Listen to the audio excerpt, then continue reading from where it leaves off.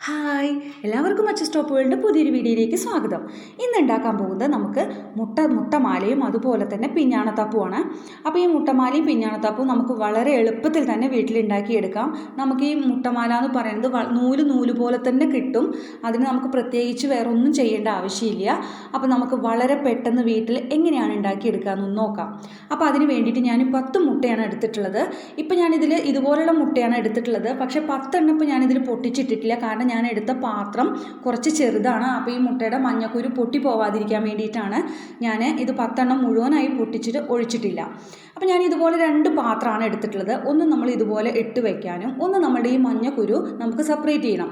അതിന് വേണ്ടിയിട്ട് ഞാനൊരു അരിപ്പ വെച്ചിട്ടുണ്ട്. ഈ മഞ്ഞക്കുരു ഞാൻ ഇതുപോലെ എടുത്തിട്ട് നമ്മുടെ 2 കൈയിലേക്ക് മാറി എടുത്ത് ആ മഞ്ഞക്കുരു മാത്രം ഇതുപോലെ ഞാൻ ഒരു അരിപ്പയിലേക്ക് ഇട്ട് കൊടുക്കുന്നുണ്ട്. അപ്പോൾ നിങ്ങൾക്ക് ഇത് പൊട്ടിക്കുമ്പോൾ തന്നെ സെപ്പറേറ്റ് ചെയ്യാൻ പറ്റുവാണെങ്കിൽ അങ്ങനെ ചെയ്യാം. എനിക്ക് ഇങ്ങനെ ചെയ്യുന്നതാണ് എളുപ്പമായി തോന്നിയിട്ടുള്ളത്. അപ്പോൾ ഞാനിതാ ഇതുപോലെ ഒരു പാത്രത്തിലേക്ക് എടുത്ത് അതിൽ നിന്ന് കയ്യിലേക്ക് എടുത്ത് അതിൻ്റെ വെള്ളം മൊത്തം സെപ്പറേറ്റ് ചെയ്ത് മഞ്ഞക്കുരു മാത്രം ഇതുപോലെ ഒന്ന് മാറ്റിയിടുന്നുണ്ട്. അപ്പോൾ നമുക്ക് നമ്മുടെ കയ്യിലുള്ള ബാക്കിയുള്ളതും കൂടെ മുഴുവനായിട്ട് ഇതുപോലെ ഒന്ന് സെപ്പറേറ്റ് ചെയ്ത് വെക്കണം. എന്നിട്ട് ബാലൻസ് ഉള്ള മുട്ടയും കൂടെ പൊട്ടിച്ചൊഴിച്ച് മുഴുവനായിട്ട് ഞാൻ സെപ്പറേറ്റ് ചെയ്ത് വെക്കുന്നുണ്ട്. ഇപ്പോൾ ഇതാ ഞാനിവിടെ മുഴുവനായിട്ട് സെപ്പറേറ്റ് ചെയ്ത് വെച്ചിട്ടുണ്ട്.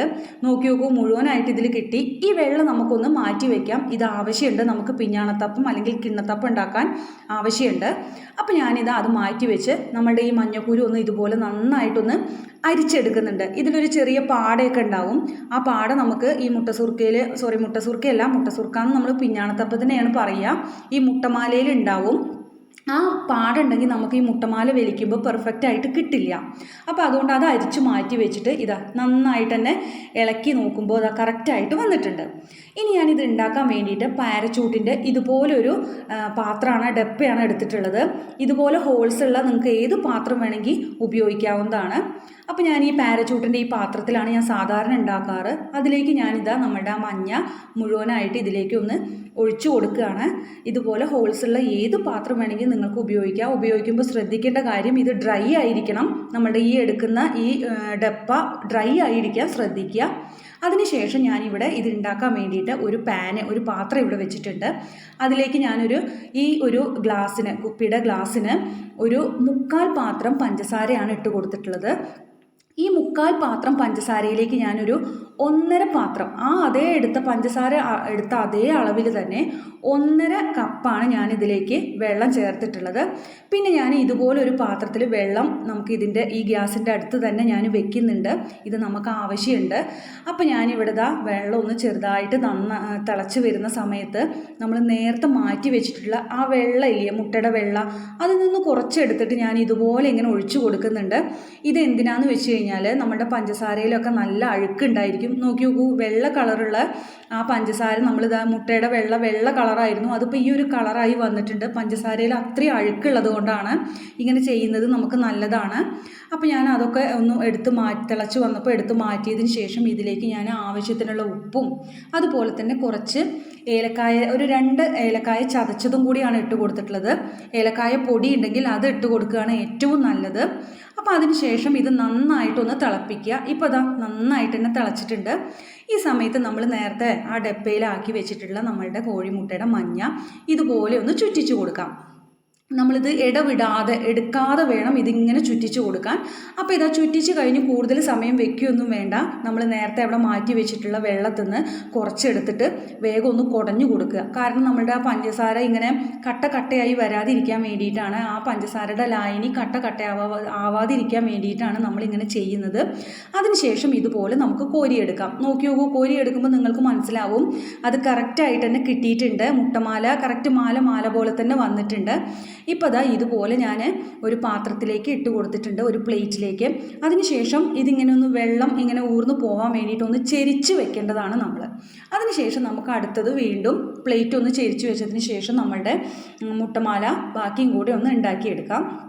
ഇത് പ്രത്യേകം ശ്രദ്ധിക്കേണ്ട കാര്യം, വെള്ളം കുറച്ച് കുറഞ്ഞു കൊടുക്കണം. എങ്കിലാണ് നമുക്ക് ഈ പഞ്ചസാരയുടെ മിക്സ് കട്ടയായി പോവാതിരിക്കുള്ളൂ. കട്ടയായി കഴിഞ്ഞാൽ ഇത് പൊടിഞ്ഞു പോകാനുള്ള സാധ്യത ഉണ്ട്. ഇപ്പോൾ നിങ്ങൾക്ക് കാണുമ്പോൾ മനസ്സിലാവും കറക്റ്റായിട്ട് മാല പോലെ തന്നെ ഇതിൽ കിടക്കുന്നുണ്ട്. ഇങ്ങനെ നമുക്ക് ഇത് കോരിയെടുക്കുമ്പോൾ കറക്റ്റായിട്ട് കിട്ടും. ഈ ഒരു പരുവത്തിലാണ് നമുക്ക് നമ്മളുടെ മുട്ടമാല വേണ്ടത്. അപ്പോൾ നമുക്ക് ഇതുപോലെ മുഴുവനായിട്ട് ഉണ്ടാക്കിയിട്ട് ഇതുപോലൊരു പാത്രത്തിലേക്ക്, ഒരു പ്ലേറ്റിലേക്ക് ചെരിച്ച് കൊടുക്കാം. ഇപ്പോൾ ഞാനിവിടെ മുഴുവനായിട്ട് ഉണ്ടാക്കി എടുത്തിട്ടുണ്ട്. ഇനി നമുക്കിത് കട്ട പോലെയാണ് ഇത് കോരിയെടുക്കുമ്പോൾ ഉണ്ടായിട്ടുണ്ടാവുക. അപ്പോൾ നമുക്കിതൊക്കെ ഒന്ന് ഇങ്ങനെ കൈ ഉപയോഗിച്ചിട്ട് നമുക്ക് ഇതുപോലെ ഒന്ന് ഇങ്ങനെ വിടർത്തി ഇട്ട് കൊടുക്കണം. അങ്ങനെ മുഴുവനായിട്ട് നമുക്ക് ഈ പ്ലേറ്റിലൊന്ന് വിടർത്തി ഇട്ട് കൊടുക്കാം. അതിനുശേഷം നമുക്കിതിൽ പിഞ്ഞാണത്തപ്പം അല്ലെങ്കിൽ കിണ്ണത്തപ്പമാണ് ഉണ്ടാക്കിയെടുക്കേണ്ടത്. അപ്പോൾ ഞാനിത് മുഴുവനായിട്ട് വിടർത്തിയിട്ട് കൊടുത്തു. അപ്പോൾ ഇനി ഇത് മാറ്റി വെക്കുകയാണ്. ഇനി ഞാൻ നേരത്തെ അതിലുണ്ടായിരുന്ന പഞ്ചസാരയുടെ വെള്ളം ഞാൻ ഇതുപോലെ ഒരു അരിപ്പയും കൊണ്ട് അരിച്ചെടുത്തിട്ടുണ്ട്. ഇത് നമുക്ക് ആവശ്യമുണ്ട്, പിഞ്ഞാണത്തപ്പം അല്ലെങ്കിൽ കിണ്ണത്തപ്പം ഉണ്ടാക്കാൻ ആവശ്യമുണ്ട്. അപ്പോൾ അതിന് വേണ്ടി ഞാനിവിടെ നമ്മൾ നേരത്തെ മാറ്റി വെച്ചിട്ടുള്ള മുട്ടയുടെ വെള്ള ഒരു മിക്സിയുടെ ജാറിലേക്ക് ഇട്ട് കൊടുക്കുകയാണ്. അതിന് ശേഷം അതിലേക്ക് നല്ലൊരു ഫ്ലേവർ കിട്ടാൻ വേണ്ടിയിട്ട് 2 ഏലക്കായ ചതച്ചതും അതുപോലെ തന്നെ മധുരത്തിന് ആവശ്യമായിട്ട് നമ്മൾ നേരത്തെ ഉള്ള ആ പഞ്ചസാരയുടെ വെള്ളം കൂടെ ചേർത്ത് കൊടുക്കുകയാണ്. നിങ്ങൾക്ക് മധുരം കൂടുതൽ ആവശ്യമുണ്ടെങ്കിൽ ഇനി ചേർത്ത് കൊടുക്കാം. പക്ഷെ വല്ലാതെ മധുരമായി കഴിഞ്ഞാൽ ഇത് കഴിക്കാൻ അത്രയും ഒരു ടേസ്റ്റ് ഉണ്ടാവില്ല. പിന്നെ ഞാൻ ഇതിലേക്ക് ആവശ്യമായിട്ട് 2.5 സ്പൂൺ പാൽപ്പൊടിയാണ് ചേർത്ത് കൊടുക്കുന്നത്. 2.5 സ്പൂണാണ് ചേർത്ത് കൊടുക്കുന്നത്. അതിനുശേഷം പിന്നെ ആവശ്യത്തിനുള്ള ഉപ്പും കൂടെ ചേർത്ത് ഒരു മിക്സിയുടെ ജാറിൽ ഇതുപോലെ ഒന്ന് അടിച്ചെടുത്തിട്ടുണ്ട്. കൂടുതൽ നേരം അടിക്കേണ്ട ആവശ്യമൊന്നുമില്ല. നമുക്ക് ആ പാൽപ്പൊടി ഇതിലൊന്ന് കലങ്ങി കിട്ടിയാൽ മാത്രം മതി. ഇനി നമുക്കിത് പിഞ്ഞാണത്തപ്പം അല്ലെങ്കിൽ കിണ്ണത്തപ്പം ഉണ്ടാക്കാൻ തുടങ്ങാം. അതിനുവേണ്ടി ഞാനിവിടെ കിണ്ണാണ് എടുത്തിട്ടുള്ളത്. ഇത് ഞാൻ ഇഡ്ഡലിയൊക്കെ ഉണ്ടാക്കുന്ന പാത്രത്തിൻ്റെ മുകളിലാണ് വെച്ചിട്ടുള്ളത്. സ്റ്റീമറൊക്കെ ഉള്ള ആളുകൾ അതിൽ വെച്ചിട്ട് ഉണ്ടാക്കിയെടുക്കുന്നത് നന്നായിരിക്കും.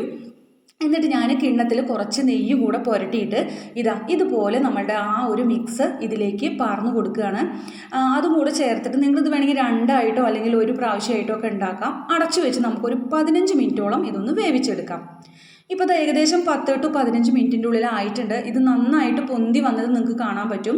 അപ്പോൾ ഞാനിങ്ങനെ ഒരു പപ്പട കമ്പിയൊക്കെ വെച്ചിട്ടൊന്ന് കുത്തി നോക്കാം, അല്ലെങ്കിൽ പപ്പട കമ്പിയോ അല്ലെങ്കിൽ നിങ്ങൾക്ക് കത്തിയോ എന്തെങ്കിലും വെച്ചിട്ട് ഇതൊന്ന് ചെറുതായിട്ട് ഇതുപോലെ ഒന്ന് ചെയ്ത് നോക്കാം. അപ്പോൾ അതിലൊന്നും ഒട്ടിപ്പിടിക്കുന്നില്ല എങ്കിൽ നമുക്കിത് കറക്റ്റായി എന്ന് അറിയാം. അപ്പോൾ അതുപോലെ തന്നെ എന്നിട്ട് ഗ്യാസ് നമുക്ക് ഓഫ് ചെയ്ത് വെക്കാം. അതിനുശേഷം ഇങ്ങനെ പാത്രം ഒന്ന് ഇറക്കി വെച്ച് നമുക്ക് ഇതൊരു 5-10 മിനിറ്റോ ഒരു 10-15 മിനിറ്റോ എങ്ങനെയാ വെച്ചാൽ ഒന്ന് ചൂടാറാൻ വേണ്ടിയിട്ട് മാറ്റി വയ്ക്കാവുന്നതാണ്. ഇത് ചൂടാറിയതിന് ശേഷം നമുക്ക് ഇത് ഒരു കത്തിയോ എന്തെങ്കിലും വെച്ചിട്ട് നമുക്കിതൊന്ന് മുറിച്ചെടുക്കാവുന്നതാണ്. ഇത് മുറിച്ചെടുക്കുമ്പോൾ നിങ്ങൾ ഇഷ്ടമുള്ള ഷേപ്പിൽ നിങ്ങൾക്ക് മുറിച്ചെടുക്കാം.